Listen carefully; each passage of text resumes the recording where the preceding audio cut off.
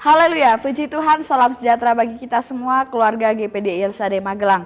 Kita mengucap syukur kepada Tuhan kembali hari ini, kita dapat menikmati kebenaran firman-Nya.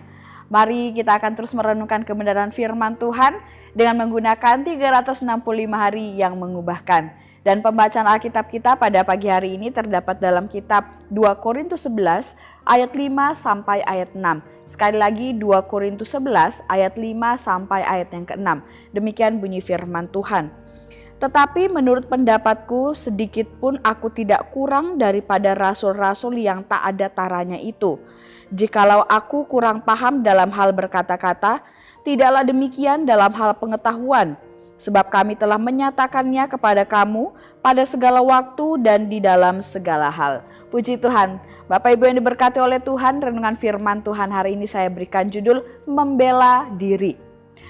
Kita akan kembali merenungkan kebenaran firman Tuhan dan mempelajarinya bersama-sama, tentunya dengan menggunakan O, I, dan A.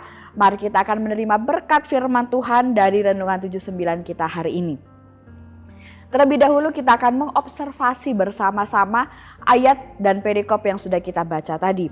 Nah, Bapak Ibu yang diberkati oleh Tuhan, di dalam perikop ini ada satu persoalan yang sedang terjadi di tengah-tengah jemaat Korintus pada saat itu, di mana adanya guru-guru palsu yang mengajarkan hal-hal yang semuanya itu tidak berasal dari ajaran Injil Kristus yang sesungguhnya.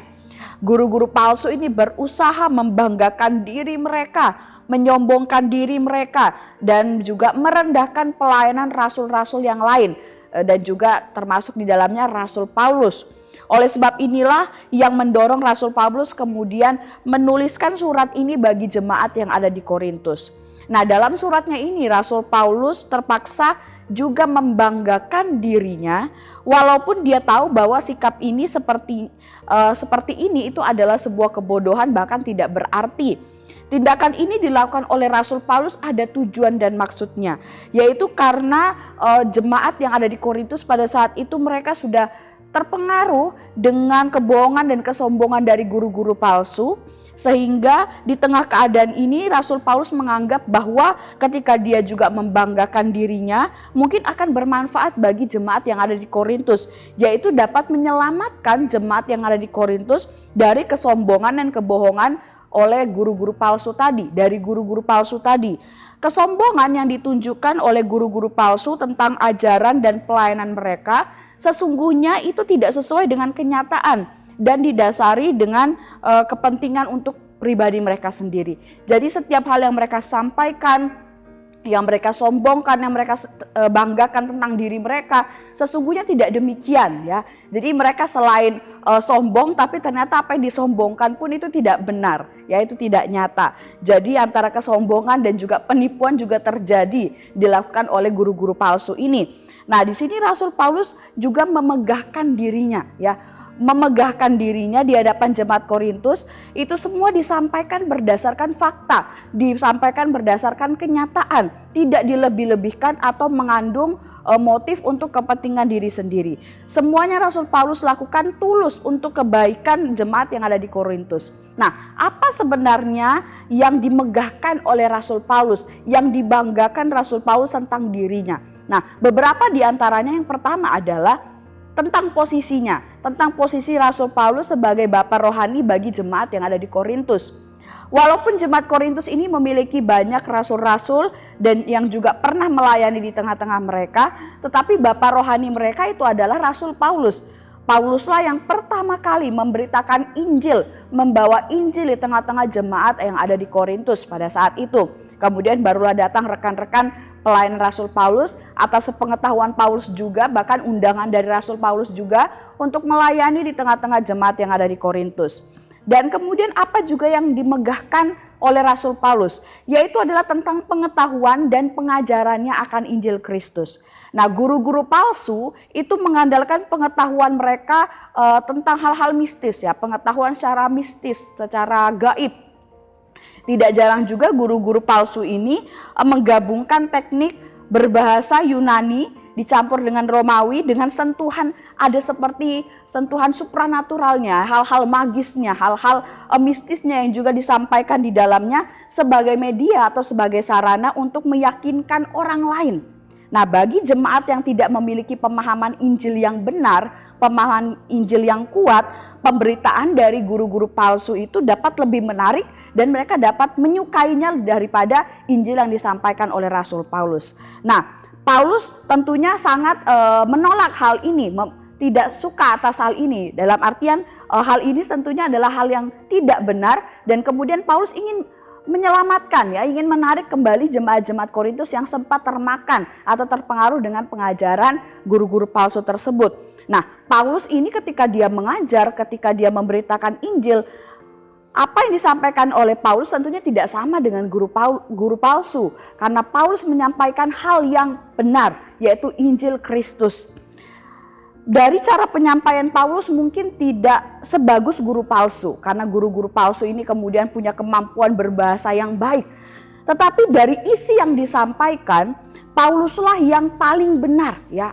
Pengajaran Pauluslah yang benar, karena apa yang disampaikan Paulus adalah Injil Kristus dan juga dengan kekuatan Roh Kudus, dimampukan dengan penyertaan Roh Kudus, ya. Itulah yang dibawa Rasul Paulus kepada jemaat yang ada di Korintus. Nah, oleh sebab itu inilah yang kemudian dibanggakan, dimegahkan oleh Paulus di dalam dirinya, bahwa benar dia adalah seorang pelayan Kristus yang benar-benar membawa kebenaran, dan dia adalah pelayan Injil pertama yang melayani jemaat-jemaat yang ada di Korintus. Nah, kemegahan dari diri Paulus ini sekali lagi ditunjukkan untuk tujuan untuk mengubah atau mempengaruhi kepercayaan dan keputusan dari jemaat Korintus, supaya mereka tidak terpengaruh ikut dengan ajaran palsu yang diajarkan oleh guru palsu, tapi mereka mau kembali percaya kepada Injil.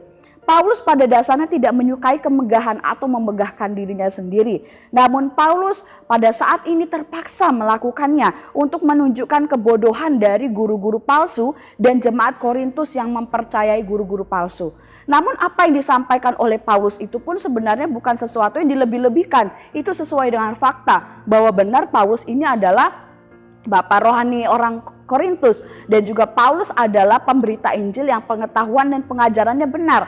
Itu yang dimegahkan oleh Paulus. Jadi Paulus bukan menyombongkan atau membanggakan diri, memegahkan diri dengan hal-hal duniawi yang fana, ya, untuk kemudian mencari pengakuan dari orang lain atau ingin terlihat hebat, terlihat wah di depan orang lain, tidak. Tapi sesungguhnya apa yang disampaikan oleh Paulus itu berdasarkan kebenaran dan untuk kebaikan jemaat Korintus itu sendiri. Nah, itulah yang dibanggakan, dimegahkan Paulus dalam dirinya, yaitu bagaimana dia adalah seorang bapa rohani Korintus dan juga sebagai seorang pelayan Injil yang benar-benar pengetahuan dan pengajarannya benar sesuai dengan firman Tuhan. Nah, kemudian apa interpretasi dan aplikasinya dalam kehidupan kita? Apa yang dapat kita pelajari dan apa yang harus kita lakukan sesuai dari pembahasan renungan firman Tuhan pada hari ini? Tindakan memegahkan diri yang terpaksa dilakukan oleh Rasul Paulus di sini adalah cara yang dia ambil untuk membela diri dan untuk menyelamatkan jemaat Korintus itu sendiri. Jadi untuk alasan kebaikan, ya, karena ada begitu banyak tuduhan buruk yang dialamatkan kepada Rasul Paulus dan pengajaran Injil yang dia bawa. Nah, dan tuduhan itu diberikan oleh guru-guru palsu tadi yang bermunculan di tengah-tengah jemaat Korintus.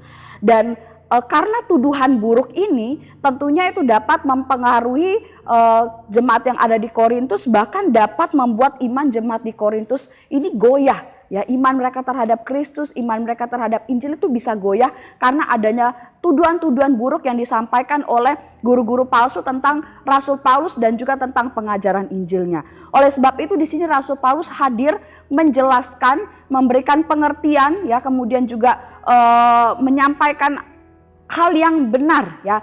Jadi seperti mengklarifikasi atau memberikan penjelasan yang benar, ya, membela dirinya bukan hanya untuk kepentingan pribadi, tidak, tapi untuk juga membela Injil yang disampaikan supaya Injil itu tetap diterima baik, pelayanan-pelayanan Rasul pun tetap diterima baik oleh jemaat yang ada di Korintus.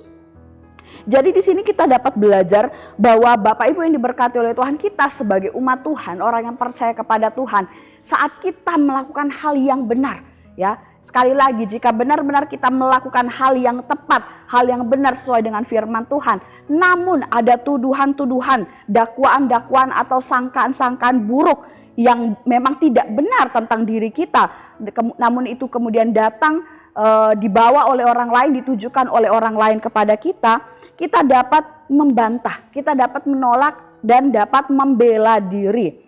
Tetapi bantahan, penolakan dan pembelaan diri ini harus disertai dengan fakta dan kebenaran dari kita, ya, yang benar-benar sesuai dengan keadaan kita. Dan kemudian kita menyampaikannya pun dengan cara yang baik, cara yang bijak, cara yang sopan dan tertata, tidak dengan kekerasan. Jadi bukan seperti bertengkar, ya, berkelahi atau adu mulut, ya, saling saling mencaci maki, ya, kemudian akhirnya menimbulkan kericuhan, tidak. Tapi kita dapat membela diri kemudian dengan menjelaskan, ya, kita punya bukti yang benar, kemudian kita sampaikan dan kita sampaikan dengan cara yang tepat, cara yang baik, sopan dan tertata. Sehingga dari pembelaan kita itu pun, ya, dari penyampaian yang kita sampaikan, orang lain yang mendengar itu pun kemudian dapat menerimanya dengan baik. Mereka dapat memahaminya dengan baik dan dapat mengubah pandangan buruk mereka, tuduhan buruk mereka tentang kita, ya. Kemudian itu bisa diubah sehingga mereka tahu kebenaran yang sebenarnya tentang kita juga, dan pada akhirnya mereka dapat kemudian menerima kita kembali. Kita pun juga dapat berhubungan baik dengan mereka kembali, ya. Bapak Ibu yang diberkati oleh Tuhan, Roma 12 ayat 17 saya bacakan dalam terjemahan sederhana Indonesia. Bila ada orang yang berbuat jahat kepadamu, jangan membalasnya dengan kejahatan lagi. Tetapi pikirkanlah baik-baik supaya apa yang hendak kamu perbuat terhadap orang itu dianggap baik oleh semua orang. Ya, kita belajar dari hal ini. Kalau ada tuduhan, ya, tindakan jahat dari orang lain, jangan balas dengan kejahatan kembali, Bapak Ibu. Tapi kita pikirkan baik-baik apa yang harus kita lakukan. Ya, salah satunya kita dapat kemudian membela diri, bukan untuk kemudian memperburuk keadaan, memperkeruh, tetapi kita kemudian ingin meluruskan, menyampaikan apa yang benar, dan kemudian kita pun juga bisa membela diri kita, menjaga nama baik kita, dan juga membuat orang lain yang salah paham tidak salah paham lagi. Jadi mereka tidak terus tinggal di dalam kesalahan karena salah paham, tapi kita selamatkan mereka bahwa ini yang benar, supaya mereka pun tahu kebenaran. Nah, itu yang harus kita lakukan dalam kehidupan kita, Bapak Ibu, sebagai umat Tuhan. Ya, kita dapat melakukan hal ini tentunya dengan hikmat Tuhan. Minta hikmat Tuhan untuk kita bisa terus, ya, berkata-kata dengan baik. Kalau kita akan melakukan pembelaan diri, kita bisa mempersiapkan diri dengan baik. Apa yang harus kita sampaikan, bukti-buktinya seperti apa, kita dapat mempersiapkannya semuanya itu dengan baik. Kita minta hikmat daripada Tuhan. Puji Tuhan, Tuhan Yesus memberkati kita semuanya dari renungan firman Tuhan kita pada hari ini. Terima kasih bagi Bapak Ibu yang telah mengikuti renungan 79, kiranya dapat menjadi berkat, kekuatan bagi kita semuanya. Bagi Bapak Ibu yang ingin didoakan untuk pokok doa tertentu atau ingin menceritakan kesaksian, baik mujizat kesembuhan, pemulihan masalah keluarga dan lain-lain, dapat disalurkan melalui chat WhatsApp di nomor 0813 2742 0088. Mari kita akan berdoa.